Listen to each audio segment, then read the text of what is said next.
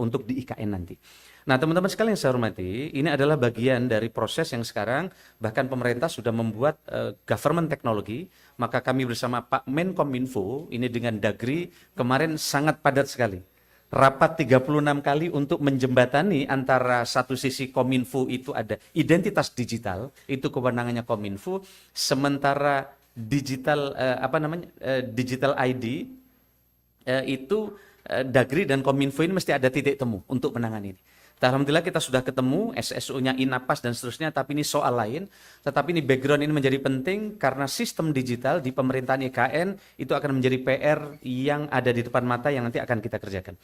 Nah, teman-teman sekalian yang saya hormati, ini adalah ada chart yang saya kira bisa dilihat bagaimana Presiden menyampaikan bahwa pemindahan ibu kota negara menjadi langkah strategis yang bukan hanya membawa perubahan secara fisik bangunan atau gedung pemerintah, melainkan juga transformasi pola pikir, budaya kerja, dan dukungan sumber daya manusia. Jadi pola kerja dan lain. Oleh karena itu di situ ada smart government, ada smart natural dan seterusnya dan seterusnya.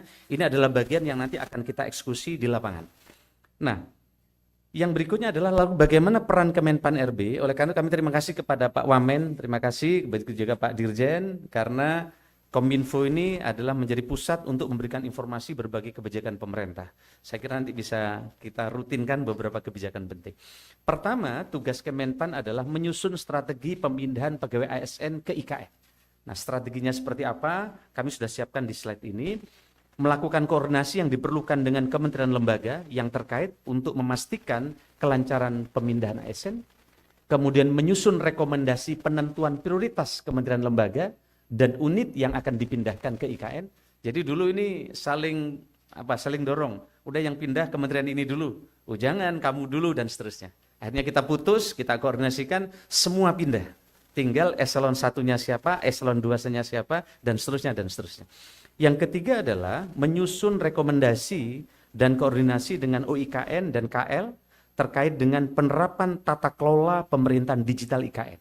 Jadi Kemenpan dimandati oleh Bapak Presiden untuk mengurus tata kelolanya. Karena kalau birokrasi ini tata kelolanya dari awal dirancang dengan baik, Bapak Presiden ke depan targetnya ini akan sesuai dengan harapan. Lalu bagaimana proses pemindahan IKN ke ibu kota negara? Setidaknya ada beberapa prinsip. Akhirnya kita putuskan ini. Pertama, semua pegawai ASN KL pada satuan kerja pejabat akan dipindahkan ke ibu kota negara. Yang pertama. Dulu kan kementerian ini dulu. Oh ini deputi ini dulu, sekarang udah dibagi rata, ini disepakati dan ini rapat udah berulang-ulang dengan seluruh kementerian lembaga para sekjen. Jadi Kemenpan RB telah menggelar rapat puluhan kali dengan kementerian lembaga. Yang kedua, skema pemindahan pegawai ASN dilakukan secara bertahap sesuai dengan penapisan kelembagaan dan ketersediaan hunian. Penapisannya seperti apa nanti akan saya sampaikan detail di belakang. Yang berikutnya, setiap pegawai ASN akan mendapat satu unit hunian, apartemen. Ya, prinsipnya itu. Bahwa kemudian di tahap awal sebagian akan sharing itu adalah bagian kebijakan tambahan yang nanti akan kami jelaskan di belakang. Yang kedua, pegawai ASN yang dipindah pada tahap pertama perlu diberikan tunjangan khusus. Jadi akan ada tunjangan khusus PANS yang menjadi pionir pindah. Nah, nanti tunjangannya seperti apa? Ini dalam waktu dekat akan kita bahas di ratas menunggu arahan Bapak Presiden karena kami akan laporkan skema-skema insentifnya seperti apa. Yang berikutnya adalah kita menyiapkan formasi khusus untuk IKN. Presiden telah memerintahkan ada 200.000 formasi yang disiapkan untuk ke IKN. Ini karena Bapak Presiden belajar bagaimana Brasilia agak lambat pemindahannya, Canberra, begitu juga pemindahan kota-kota di dunia. Kenapa agak lambat? Karena tidak ada skenario komprehensif termasuk pengisian ASN-nya. Maka atas dasar ini Bapak Presiden memerintahkan ke kami untuk menyiapkan rekrutmen baru, talenta-talenta digital, dan seterusnya, dan nanti akan dilakukan penerapan smart government. Nah teman-teman sekalian saya hormati, ini adalah beberapa contoh bagaimana kita belajar dari Brazil, Australia, dan Malaysia terkait dengan pemindahan ibu kota. Belajar dari pengalaman beberapa negara yang memindahkan ibu kota negaranya, Brasil, Australia, dan Malaysia menunjukkan bahwa pemindahan ibu kota tidak dilakukan melalui cara yang instan, memerlukan biaya besar, serta menghadapi tantangan yang kompleks. Oleh karena itu, Presiden telah memberikan arahan cukup komprehensif kepada kami, termasuk bagaimana pentingnya keterlibatan semua pihak termasuk di dalamnya adalah memindahkan ASN ini dengan grand design yang lebih komprehensif. Nah, Bapak sekalian saya hormati, dari aspek kelembagaan dan tata kelola, pemindahan ibu kota negara dilakukan secara bertahap, yaitu jangka pendek, jangka menengah, dan jangka panjang. Nah, ini bisa saya sampaikan ini short term-nya adalah miniatur penyelenggaraan pemerintahan. Yang penting miniatur penyelenggaraan pemerintahan nanti bisa kita kerjakan dulu. Itu fase pertama. Fase kedua adalah medium term, itu terkait dengan tahap lanjutan perpindahan kelembagaan dan ASN, perwujudan smart government dan seterusnya di tahap kedua. Kemudian kita juga menyiapkan rancangan ke depannya yang bagaimana untuk mewujudkan government yang lebih agile dan seterusnya. Ada fase 3, fase 4, dan fase 5. Yang ini juga telah kami rancang di mana di jangka panjang untuk mewujudkan masa depan pemerintahan didesain sistem pemerintahan yang lincah dengan dukungan pemerintahan yang memanfaatkan AI dan lain-lain. Ini sesuai dengan arahan Bapak Presiden. Nah, teman-teman sekalian, Kemenpan RB telah menyusun rekomendasi rencana pemindahan pegawai ASN ke IKN pada tahap awal 5 tahun pertama. Itu disebut dengan fase pertama, fokusnya adalah menyiapkan miniatur pemerintah, dan fase kedua penerapan share office dan share services system, dan fase ketiga adalah implementasi smart government. Jadi kami sudah siapkan Bapak sekalian, ini sesuai dengan arahan Presiden, fase pertama, fase kedua, fase ketiga, tentu juga akan mengikuti perkembangan kesiapan gedung. Ya gitu. Yang berikutnya Bapak sekalian, ini adalah yang tadi kami maksud, pemindahan KL ke ibu kota negara dilakukan dengan beberapa penapisan atau filter untuk menjamin kinerja pemerintah dapat tetap berjalan dengan baik. Filter pertama, ini ya, filter pertama, mendefinisikan peran strategis kementerian lembaga untuk mengidentifikasi seberapa penting peran kementerian lembaga ini. Nah, kementerian ini sangat penting. Ini di mana presiden ada, ini harus ada, dan seterusnya, dan seterusnya. Yang kedua adalah filter kedua, identifikasi peran dan fungsi sebagai sistem dukungan pengambilan keputusan, decision support system, dan sebagai strategic enabler dan atau sistem pertahanan dan keamanan. Ini adalah penapisan yang kedua. Dan penapisan yang ketiga adalah bentuk risiko yang ditimbulkan dalam hal kegagalan pelaksanaan tugas dan fungsi kementerian lembaga. Jadi kalau KL ini gagal, nah risikonya seperti apa? Oleh karena itu ini yang nanti akan kita dorong untuk berpindah. Nah, hasilnya ini teman-teman sekalian. Inilah hasil penapisan filter 1, yaitu tingkat kementerian lembaga. Prioritas pertama ada 179 unit eselon 1 di 38 kementerian lembaga. Jadi sekarang sudah langsung 38 KL. Enggak kayak dulu konsepnya 10 KL dulu, 6 KL dan seterusnya. Prioritas kedua adalah 91 unit eselon 1 di 29 KL. Prioritas ketiga adalah 378 unit eselon 1 di 59 kementerian lembaga. Ini kenapa ada prioritas 1, 2, 3, kita sesuaikan dengan kesiapan hunian dan fungsi minimal dari pemerintahan. Tapi kita setelah menyiapkan bahwa Jakarta tetap bekerja sebagai kota bisnis dan kota pemerintahan berjalan dan kota bisnis tetap akan bergerak. Nah teman-teman sekalian yang saya hormati, yang berikutnya adalah secara ideal, secara ideal jumlah pegawai ASN yang diperlukan untuk berada di KN dan prioritas pertama sekitar 11.916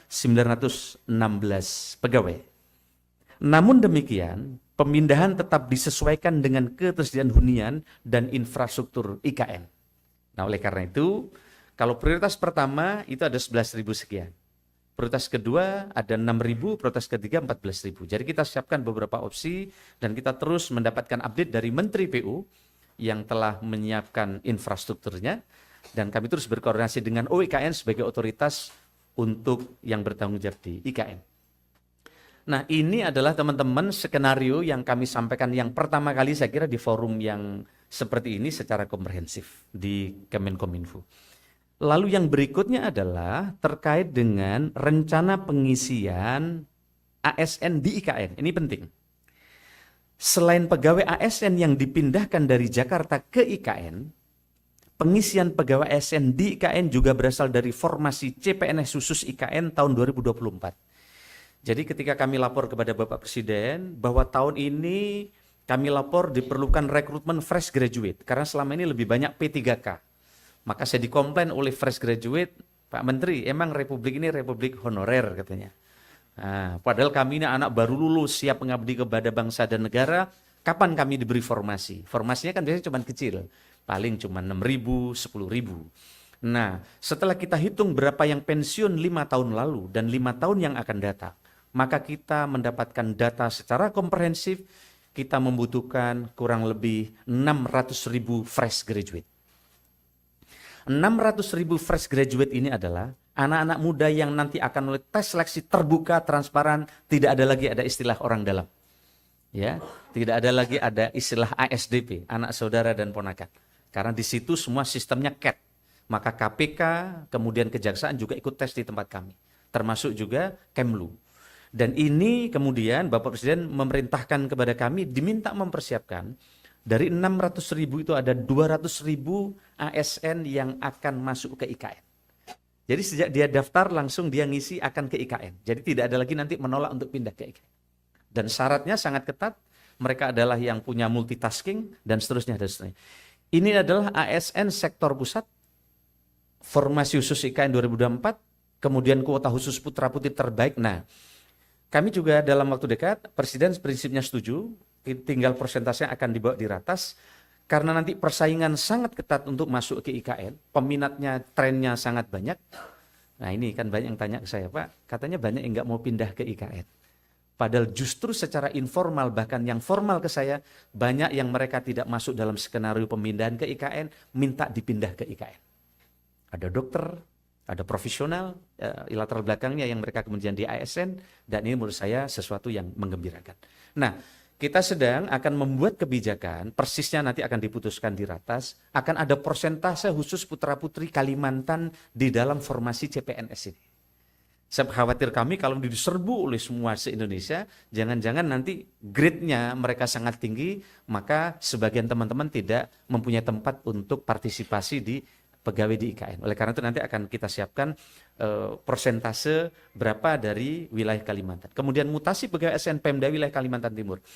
Mutasi dimungkinkan, tapi harus melalui seleksi terbuka. Sehingga nanti mutasi dari Pemda sekitar yang akan masuk ke IKN memang transparan, punya kualitas, dan nanti akan bisa menggerakkan birokrasi dengan baik. Nah teman-teman sekalian, inilah pengumuman Bapak Presiden ketika formasi tadi, ada 2,3 juta formasi, dan 1,86-nya adalah formasi yang ada di instansi daerah, kemudian ada 429.000 adalah instansi pusat, dan nanti ada sekolah kedinasan. Nanti ada baiknya juga, Bu, ini sekolah kedinasan langsung sebagian dipecah untuk IKN. Kita sedang koordinasi percepatan. Inilah arah pengadaan kebijakan ASN yang ke depan, Mbak sekalian, teman-teman. Pertama kita beresin dulu dasar. Jadi pelayanan dasar guru dan tenaga kesehatan kita beresin. Nah, Bapak Presiden juga memerintahkan di IKN nanti ada sekolah-sekolah terbaik yang hadir di sana. Kami sedang koordinasi dengan Mendikbud. Nanti akan ada sekolah yang langsung ditangani oleh Dikbud dengan sekolah unggulan. Kemudian kami langsung koordinasi dengan Kementerian Agama. Nanti ada madrasah aliyah dan sanawiyah yang unggulan ada di sana. Karena Kementerian Agama ada MAN IC yang sangat bagus, nanti prototipenya akan dipindah ke IKN. Begitu juga seoptimal mungkin menyelesaikan soal tenaga non-ASN, kemudian talenta-talenta baru fresh graduate kita rekrut, kemudian mengurangi sedapat mungkin rekrutmen jabatan yang akan terdampak oleh digital. Ini kadang banyak formasi yang diusulkan, kenapa nggak disetujui oleh pusat? Yang secara teknis nanti itu akan terdisrupsi oleh digital. Maka ini tidak kita setujui formasi-formasi. Oleh karena itu ke depan kita rekrut yang memang tidak terdisrupsi oleh digitalisasi dan mendukung efektivitas kinerja IKN Nusantara. Saya kira ini kemudian pendukung pengisian CPNS, ini sudah kita siapin juga. Pengumuman telah disebutkan, prioritas penempatan IKN, jenis jabatan pelaksana dan seterusnya, penempatan CPNS formal di 2024. Dan kami ingin sampaikan untuk mulai tahun ini, kalau biasanya tes CPNS itu hanya sekali setahun. Biasanya di bulan November, Desember. Mulai tahun ini tes CPNS tidak sekali, tapi 3 kali. Kenapa? Karena biasanya satu angkatan CPNS Pak Dirjen, Pak Wamen, nggak semuanya terpenuhi. Kadang yang daftar memang 10.000, tapi yang memulai kualifikasi kadang tidak sampai 50%, ada hanya 40%. Sehingga kuota itu hangus. Tapi kalau sekarang kira-kira Maret nanti tidak terpenuhi, kita isi lagi di bulan berikutnya sampai di Desember. Dan ini di Undang-Undang ASN sudah diperbolehkan, karena dulu ini undang-undang. Nah sekarang kita sudah diperbolehkan untuk itu. Dan Bapak sekalian saya hormati, mudah-mudahan nanti percepatan pengembangan kompetensi CPNS IKN ini untuk mempercepat akselerasi ini bisa segera terwujud dengan baik. Terkait dengan mutasi sebagai ASN Pemda, saya kira saya tidak perlu teruskan, tapi syarat kompetensi IKN yang dipindah ke IKN, ini syaratnya. Pertama adalah mereka memiliki digital literasi, menguasai literasi digital sesuai hasil asesmen BKN. Jadi BKN telah melakukan asesmen kepada ribuan pegawai, mana yang layak pindah, mana yang tidak. Karena kita tidak hanya mindah orang, tapi budaya kerja, tata kelola, itu harapan Presiden. Yang kedua, multitasking, memiliki kemampuan melaksanakan beberapa tugas sekaligus. Jadi kalau duduk mereka bisa mengerjakan banyak hal. Nah, kira-kira gitu. Yang berikutnya adalah mereka mempunyai nilai berakhlak, yaitu akuntabel, kompetensi, dan seterusnya, dan seterusnya.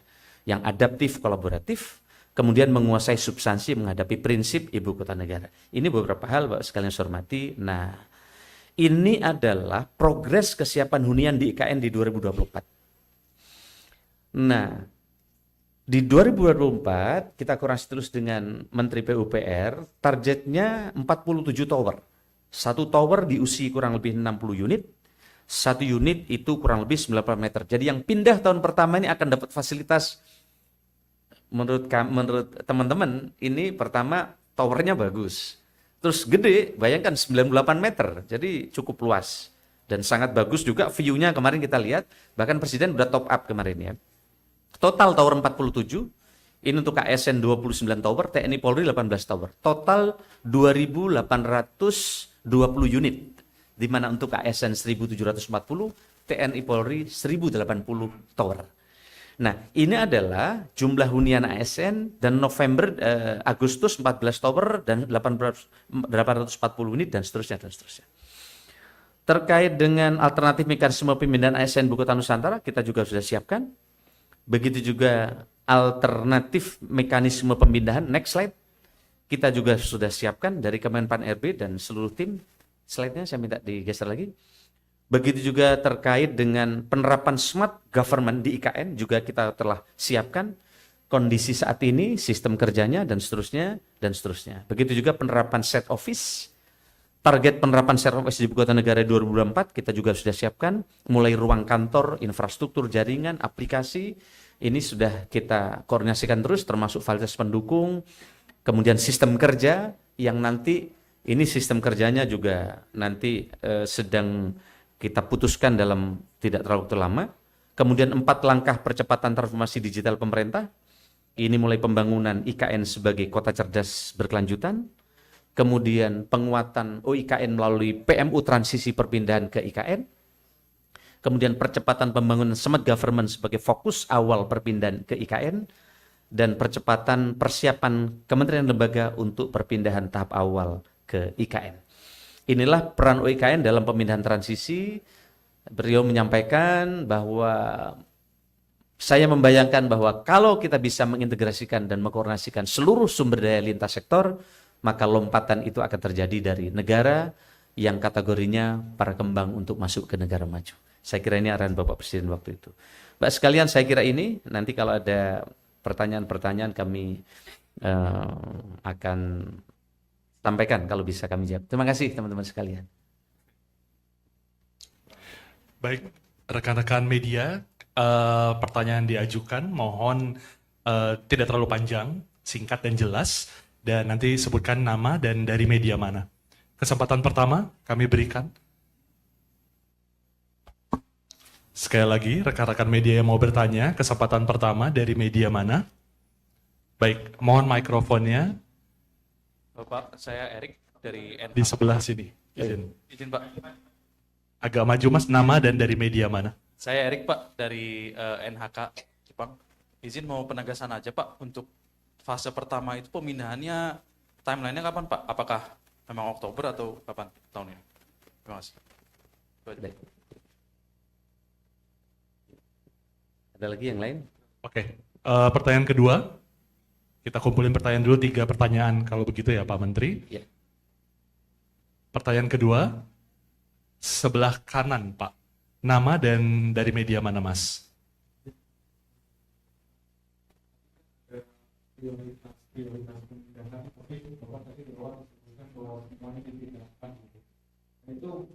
ada tingkat waktunya, misalnya prioritas 1, 2, 3, kapan gitu. Lalu yang kedua Pak, kemarin di DPR para anggota DPR ini bilang bahwa ingin DPR dipindahkan yang paling terakhir gitu ke DPR. Nah itu tanggapannya seperti apa? Terima kasih. Baik, dari antara. Baik, yang ketiga di sebelah kiri ya. Maaf, tidak terlihat dari sini. Baik, saya jawab dulu kalau begitu. Siap, silakan Pak. Baik, teman-teman sekalian, pemindahan tadinya bulan Juli akan pindah ke IKN. Maka Juli sebagian menteri ada yang pindah, termasuk Pak Basuki. Tapi untuk ASN, karena Agustus nanti akan ada upacara di IKN, dan untuk pelaksanaan upacara itu supporting sistemnya sangat besar. Ada ribuan orang juga akan tentu bukan hanya datang, tapi bermalam dan seterusnya. Maka kami mendapatkan arahan dari istana bahwa pemindahan bertahap, tetapi ASN akan mulai pindah setelah Agustus, setelah upacara. Karena upacara akan dipakai oleh seluruh peserta upacara di IKN, yang itu memerlukan apartemen penginapan yang cukup banyak. Sehingga pemindahan tahap pertama ini setelah Agustus, insya Allah September pemindahan, tapi Juli para menteri sebagian ada yang mulai pindah ke IKN. Nah, yang berikutnya adalah soal DPR saya tidak mau komentar nanti biar IKN dan Seknek, tetapi kita sudah menentukan prioritas-prioritas, tadi sudah saya jelasin dengan detail di depan, berdasarkan kesiapan hunian. Meskipun kami lihat sudah sangat cepat. Saya ke sana 3 bulan, 4 bulan nggak ke sana kaget, karena datang tiba-tiba gedung udah berdiri luar biasa. Apalagi progresnya, targetnya di dalam waktu dekat ini bandara dan tol juga akan jadi. Nah, terkait dengan prioritas siapa yang akan pindah tadi, saya minta slide ke-31 teman-teman sekalian. Nah, ini sudah kita siapin seperti ini. Kita detail sekali sudah bekerja. Misalnya prioritas pertama itu ada Setjen DPR, Setjen DPD, MPR, BPK, Mahkamah Agung, Komisi Yudisial, Menko Marves, Kemenko Kepribadian, Menko Polhukam, Menko PMK, Kementerian Pertahanan, Dalam Negeri, Luar Negeri, Kumham, Keuangan, PUPR, Bappenas, Pan-RB. Nah, kami termasuk yang pertama ini. Pan-RB, ATR BPN, Setnek, LHK, ESDM, Kesehatan, Perdagangan, Kominfo. Nah, Kominfo termasuk pertama kita ini, kemudian Sekretariat Kabinet, BMKG, Bappenas, BPIP, BIN. Nah, ini prioritas pertama kita. Itu untuk 179 eselon 1. Tapi jika nanti hanya 91, maka ini prioritasnya mulai Seknek sampai Kementerian ATR dan seterusnya. Jadi ini teman-teman sekalian yang bisa saya sampaikan. Jadi kami sudah detail untuk skenario pemindahan. Dan ini sudah dibahas berkali-kali bersama para sekjen di seluruh kementerian lembaga. Terima kasih.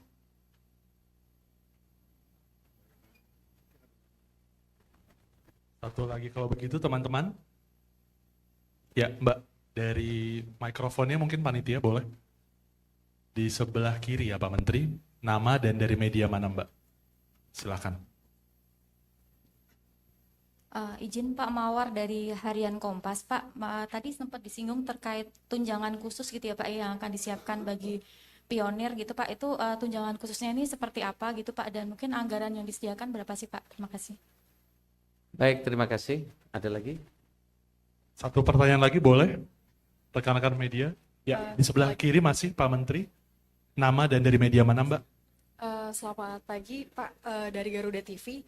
Dari mana, bertanya, Garuda TV. Oke. Izin bertanya untuk, tadi kan ada target fresh graduate ya, untuk pengisian ASN 600.000 dan nanti akan dipangkas menjadi 200.000. Kira-kira apa pertimbangannya untuk fokus ke fresh graduate, dan kira-kira syarat detailnya apa aja nih Pak, untuk bisa diinfoin ke teman-teman fresh graduate? Terima kasih.